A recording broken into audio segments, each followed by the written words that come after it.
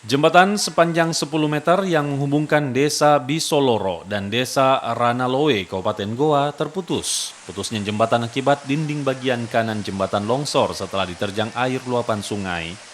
Sementara warga satu RW dengan jumlah 40 kepala keluarga sempat terisolir selama 2 hari. Jembatan tersebut dilalui warga untuk beraktivitas serta menjual hasil pertanian. Menggunakan batang pohon, perbaikan jembatan putus dilakukan sementara oleh pemerintah setempat dibantu petugas TNI Polri. Warga berharap perbaikan jembatan secara permanen dilakukan secepatnya oleh pihak terkait. Ini terjadi karena hujan deras sehingga ini ini meluap sehingga jembatan ini kena sehingga bisa jatuh.